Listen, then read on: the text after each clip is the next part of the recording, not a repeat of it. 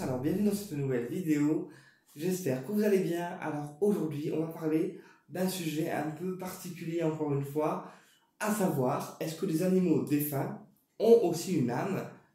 Où est leur monde? D'accord? Est-ce le même monde que les êtres humains défunts ou est-ce un monde différent? Et puis est-ce que les animaux défunts rentrent en contact avec nous? Alors déjà je vais répondre à une question.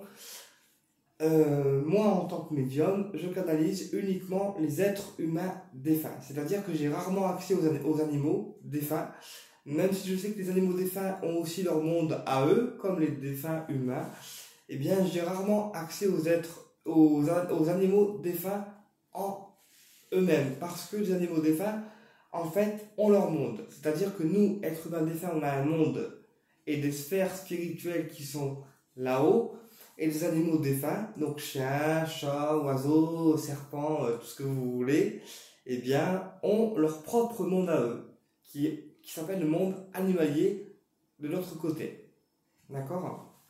C'est-à-dire que les animaux, une fois qu'ils sont partis, pareil, eh bien, ils ont leur monde à eux et ils montent de sphère en sphère dans leur monde à eux. D'accord?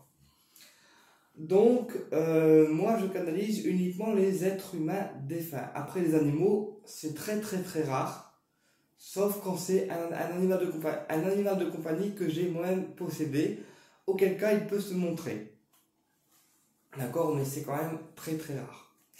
La plupart du temps, je capte les défunts humains par clairvoyance, parce que je les vois, par clairaudience parce que je les entends et par clairsentience parce que je les ressens également quand ils sont dans la pièce. Les animaux c'est différent parce que eux ont leur propre monde et eux, eh ben, en fait, ils cherchent pas forcément de contact direct avec vous en fait. Alors c'est pas qu'ils vous aiment pas, hein. Ils vous aiment, mais on va dire qu'ils sont bien dans leur monde et surtout ils savent qu'une fois qu'on part, nous humains, on les retrouve après. D'accord? Donc, ils ne sont pas forcément inquiétants en fait. Tu vois ce que je veux dire? Par contre, les animaux, c'est là qu'ils vont rejoindre en fait les êtres humains défunts, dans le sens où ils pourront aussi vous protéger. C'est-à-dire qu'un humain qui est défunt, qu'on appelle les guides protecteurs ou défunt protecteurs, aura le rôle de vous protéger durant toute votre vie terrestre. Mon protecteur à moi, ici terrestrement, c'est mon grand-père. Voilà, qui est quelqu'un de qui je suis très très proche et que j'aime très très très très fort. Voilà, donc c'est mon guide à moi, c'est mon protecteur à moi, je l'aime très fort et je sais qu'il est là tout le temps avec moi. Donc c'est lui qui me protège terrestrement. Tu vois, après, au niveau des animaux protecteurs, j'ai une chienne qui s'appelle Roxy, c'est une Rottweiler de 14 ans. Qui est partie terrestrement dans le monde des animaux. Voilà, mais je sais que parfois, quand j'ai besoin qu'elle soit présente, eh bien, elle me protège, d'accord? Et puis, elle m'a renvoyé terrestrement aussi une Labrador sable. Alors, les Labradors, c'est des chiens que j'aime trop parce que c'est des chiens qui sont hyper gentils et hyper sympas. Et du coup, elle m'a renvoyé une Labrador sable terrestrement. Qui est avec moi depuis 7 ans. Enfin, elle a 7 ans, donc elle est avec moi depuis 7 ans à peu près. Et elle a le même caractère que elle en fait. Donc elle m'a renvoyé un chien finalement qui est similaire, tu vois. Donc voilà, et donc les défunts animaux peuvent venir nous rendre visite, mais c'est assez rare, sauf si on est très très proche en fait de eux. Tu vois ce que je veux dire? Maintenant, comme je t'expliquais, quand on se désincarne, nous, humains, et ben en fait, on les retrouve. Et tu comprendras pourquoi après. Donc, les animaux défunts ont leur propre monde et en fait, ils font ce qu'ils vont à faire dans leur monde, ok? Et ils protègent leur maître, potentiellement.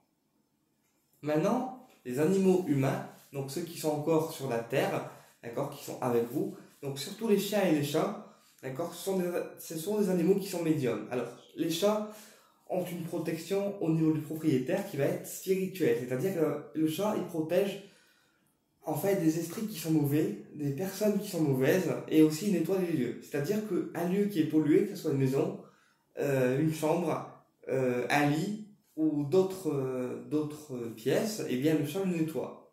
C'est comme un dégagement. En fait, un chat, il dégage les entités et les pièces des énergies négatives. Ok? Donc, il a une protection qui est spirituelle, qui protège le propriétaire en fait, de tout ce qui est négatif pour lui. Le chat, il a aussi ce rôle d'empathe, parce que le chat, c'est comme c'est comme une labradorite. Il absorbe tout ce que le propriétaire, en fait, possède sur lui. Que ce soit les entités, que ce soit les pollutions énergétiques liées à des situations négatives, ou que ce soit, en fait, des choses, en fait, qui vous ont été pénibles à vivre. Eh bien, le chat absorbe vos peines, un peu comme une labradorite peut le faire. Voilà. Et c'est en ce sens qu'il protège spirituellement et énergétiquement le propriétaire.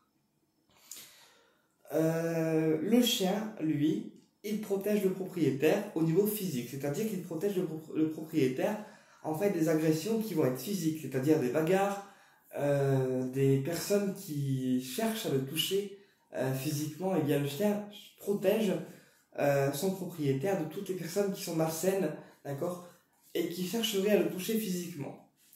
Maintenant, le chien, il a aussi ce rôle d'empathe, parce qu'il ressent les personnes qui sont toxiques pour le propriétaire, ou toxiques pour la maison également, et le montre par diverses, en fait, réactions. C'est-à-dire des grognements, un comportement qui n'est pas adéquat en présence de la personne, ou simplement, voilà, le chien, il va chercher en fait à fuir la personne parce qu'elle est finalement négative. Donc si le chien fait tout ce genre de choses, eh bien c'est que la personne qui est rentrée chez vous n'est pas forcément dans de bonnes énergies et bon ou bonne pour vous, en fait, voilà. Parce que le chien et le chat font aussi des tri naturels au niveau de l'énergétique, c'est-à-dire qu'ils ressentent les énergies de chaque personne, voilà, qui rentrent, d'accord, et qui sortent de chez vous. Mais le chien, il a aussi ce rôle d'empathe et à la fois de thérapeute, parce qu'un chien peut aussi percevoir les fantômes défunts comme un chat. C'est juste que le chien protégera plus le propriétaire physiquement, d'accord, alors que le chat protégera plus, en fait, spirituellement. Maintenant, un chat et un chien peuvent aussi absorber de la magie noire, parce que les personnes qui vous font du mal cherchent à passer à travers vous, en priorité, pour vous attaquer vous, et ensuite cherchent à passer à travers vos chats, d'accord, et vos chiens. Maintenant, c'est pour ça que les animaux doivent être aussi nettoyés, comme les personnes humaines, au niveau des techniques de soins ou au niveau des dégagements et des envoûtements, ok? Parce qu'un chien et un chat absorbent autant qu'un être humain. Tu vois ce que je veux dire?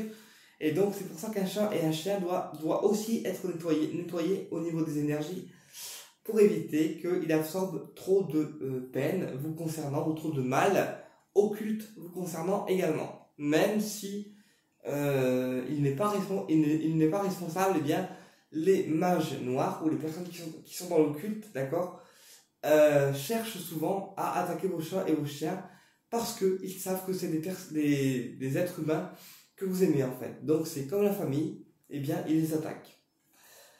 Voilà. Maintenant, les animaux défunts.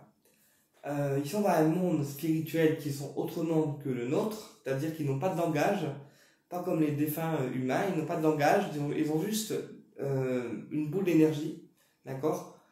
Et aussi l'aboiement, parce que l'aboiement chez un chien, on peut le capter, en fait, parce que moi je suis quelqu'un qui capte les défunts humains, certes, mais je capte aussi les chiens qui sont défunts.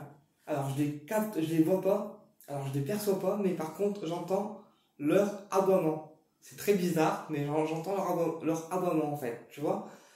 Et comme j'aime les gros chiens, souvent les chiens que j'entends au niveau médiumnique, ce sont des chiens assez gros, parce que l'aboiement est assez puissant, tu vois.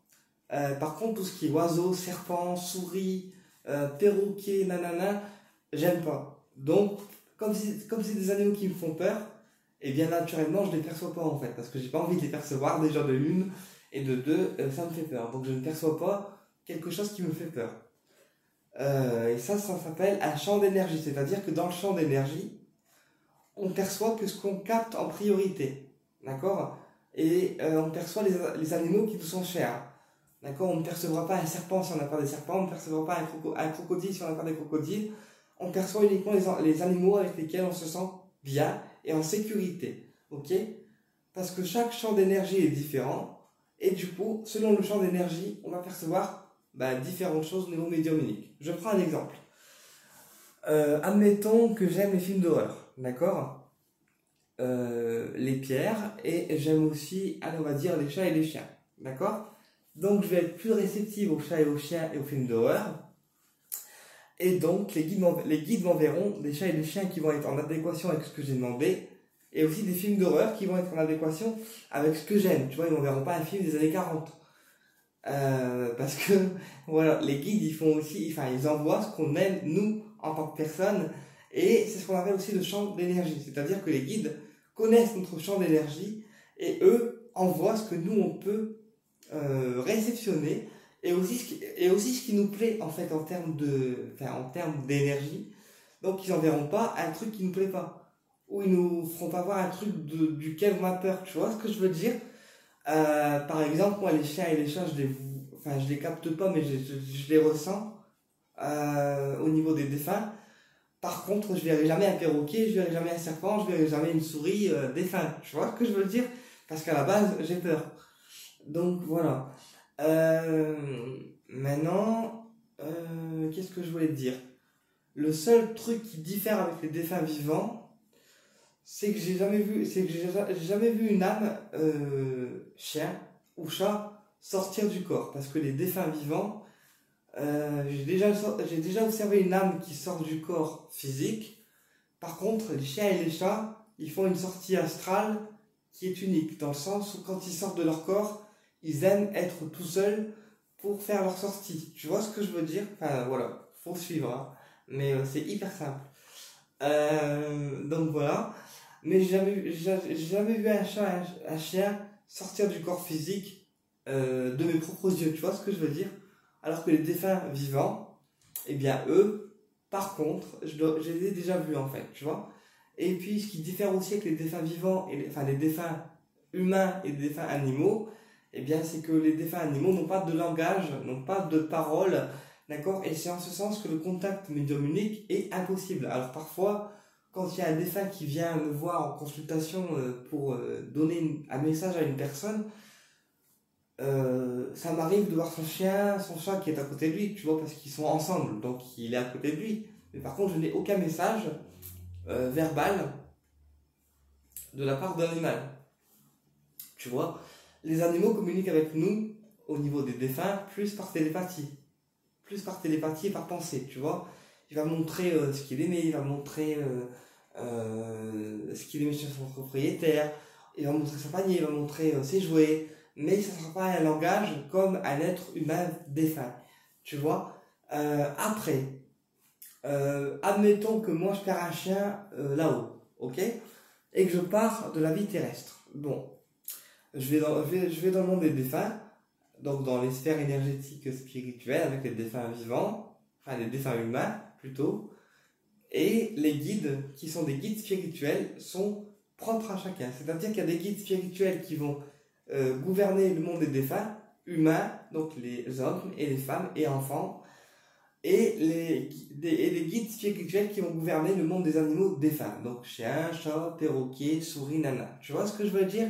Donc chaque guide spirituel va avoir un rôle de protéger ce monde. Donc moi, il y aura des guides de protection au niveau des défunts humains et d'autres guides qui vont protéger le monde des défunts animaux. Ok?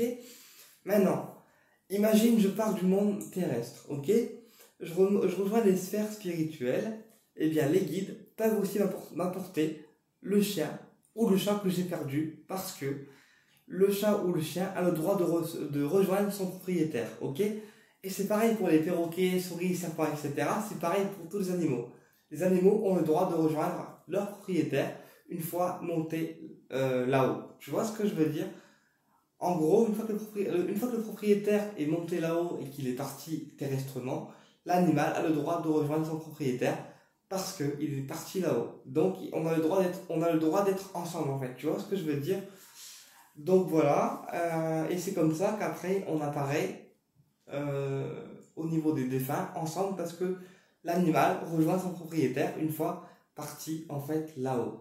Alors au niveau de l'âme, c'est pareil, l'animal est relié par un cordon d'argent, d'accord, qui est le cordon de l'âme physique. Voilà, et quand l'animal part, eh bien, même principe qu'une personne humaine, eh bien, le cordon d'argent se détache du corps de l'animal et l'animal sort du corps physique et devient une boule d'énergie, ok, qui est blanche, d'accord. Et après, il rejoint le monde des défunts animaux, donc il va avec les autres animaux pour jouer ou faire d'autres missions, d'accord. Euh, c'est différent du monde des défunts. Après, au niveau des missions animales, j'ai pas forcément connaissance encore de ce que les animaux font une fois qu'ils sont partis, d'accord. Donc ça, je découvrirai quand je découvrirai plus tard, d'accord, ou vraiment quand je partirai là-haut. Mais à ce jour, je n'ai pas de connaissance par rapport à ce que les défunts animaux font au niveau des missions de vie. Donc je vais pas inventer des conneries, je vais pas vous dire ouais je connais ça. Non, j'ai pas encore de connaissances par rapport aux missions des défunts animaux. Mais voilà, je sais que les défunts animaux ont aussi leur propre monde. Et une fois que nous, personnes physiques, on part, eh bien ils nous rejoignent en fait. Tu vois ce que je veux dire? Voilà. Bien écoutez, j'espère que la vidéo elle t'a plu et je te dis à bientôt pour une prochaine vidéo et au plaisir de te retrouver.